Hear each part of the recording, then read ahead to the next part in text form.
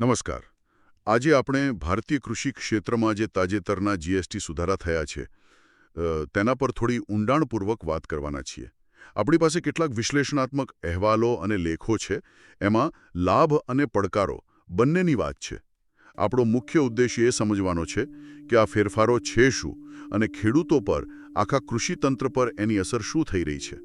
તો ચાલો શરૂ કરીએ. ચોક્કસ. જુઓ, જીએસટી જ્યારે આવ્યું ત્યારે મૂળ વિચાર તો એ જ હતો કે એક રાષ્ટ્ર એક કર, પેલી જટિલ કર વ્યવસ્થા હતી એને સરળ બનાવવાનો. શરૂઆતમાં કદાચ કૃષિ પર એટલું સીધું ફોકસ નહોતું, પણ આ નવા સુધારા, જેને કેટલાક નેક્સ્ટ જનરેશન જીએસટી જેવું પણ કહે છે, એવું લાગે છે કે ખાસ કૃષિ અને એના સંલગ્ન ક્ષેત્રો માટે જ છે. તો આપણા સ્ત્રોતો પ્રમાણે સૌથી પહેલો અને આમ સ્પષ્ટ દેખાય એવો લાભ કયો ગણાય ખેડૂતો માટે ખાસ? સૌથી મોટો ફેરફાર અને કદાચ સૌથી મહત્વનો એ કૃષિ મશીનરી પરના જીએસટી દરમાં છે. ટ્રેક્ટર અને બીજા ઘણા જે મુખ્ય સાધનો છે એના પર દર પહેલા જે 12% થી 18% જેવો રહેતો હતો. હા, ઘણો વધારે હતો. એ હવે ઘટાડીને સીધો 5% કરી દેવામાં આવ્યો છે. આનાથી શું થશે કે ખેતીમાં મશીનોનો ઉપયોગ વધશે. સાધનો ખરીદવા, ખાસ કરીને નાના અને મધ્યમ ખેડૂતો માટે વધુ પોસાય એવા બનશે. અને એટલું જ નહીં, જે લોકો નથી ખરીદી શકતા એમના માટે પેલા CHCs હોય છે ને, કસ્ટમ હાયરિંગ સેન્ટર્સ. હા, જે ભાડે આપે છે સાધનો. બરાબર, ત્યાંથી ભાડે લેવાનું પણ સસ્તું થશે. આ ઘટાડાથી ખરેખર કેટલી બચત થાય છે એના કોઈ આમ નક્કર ઉદાહરણો છે આપણી પાસે? હા, છે. જેમ કે ઉત્તર પ્રદેશના એક ખેડૂતના અનુભવની વાત છે. એમના કહેવા મુજબ ટ્રેક્ટર પર જ લગભગ 40,000 થી 50,000 રૂપિયા સુધીની બચત થઈ છે. ઓહ, આ તો નોંધપાત્ર કહેવાય. જી, અને બેલર સ્ક્વેર જેવા મોટા સાધનો પર તો આ બચત 90,000 રૂપિયાથી પણ વધારે હોઈ શકે છે. એટલું જ નહીં, ટ્રેક્ટરના પાર્ટ્સ હોય, ટાયર હોય, પંપ હોય, આ બધી વસ્તુઓ પર પણ જીએસટી 18% થી ઘટીને 5% થયો છે. એટલે રિપેરિંગનો ખર્ચ પણ ઓછો થાય. બરાબર. આ તો થઈ મશીનરીની વાત. પણ ખેતીના બીજા જે જરૂરી ખર્ચા છે, જેમ કે ખાતર છે, બીજા ઇનપુટ્સ, એના પર શું અસર છે? હા, એ પણ એક મહત્વનો મુદ્દો છે.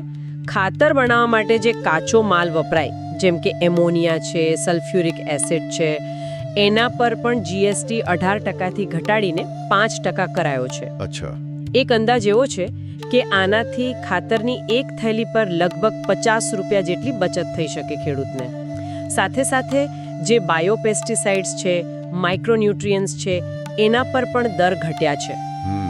એટલે આનાથી પેલી ટકાઉ ખેતી, પર્યાવરણને અનુકૂળ ખેતીની જે વાત છે એને પણ આર્થિક રીતે થોડો ટેકો મળે.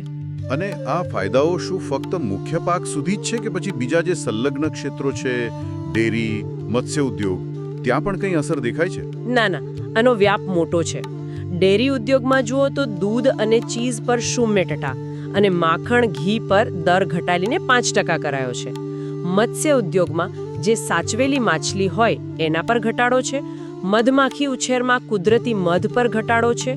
અને વન ઉછેરમાં પણ, જેમ કે પેલું તેંડુ પત્તું હોય, એના પર 18% થી ઘટાડીને 5% કર્યો છે. આનાથી આદિવાસી સમુદાયોને પણ ફાયદો થઈ શકે છે. બરાબર. અને હા, પ્રોસેસ્ડ ફળો અને શાકભાજી, એના પર પણ દર 12% થી ઘટીને 5% થયો છે. એટલે આ ફેરફારો ખાલી ખર્ચ ઘટાડવા પૂરતા નથી લાગતા, એની પાછળ કોઈ મોટી રણનીતિ હોય એવું લાગે છે, ખરું ને? બિલકુલ. આ બધા પગલાં સરકારનું જે આત્મનિર્ભર ભારતનું લક્ષ્ય છે એની સાથે જોડાયેલા છે. ઉદ્દેશ્ય એ છે કે ભાઈ દેશમાં જ ઉત્પાદન વધે, બહારથી આયાત પર નિર્ભરતા ઘટે અને ખાસ કરીને ફૂડ પ્રોસેસિંગ ઉદ્યોગને વેગ મળે. અને પર્યાવરણની દૃષ્ટિએ પણ એક રસપ્રદ વાત છે.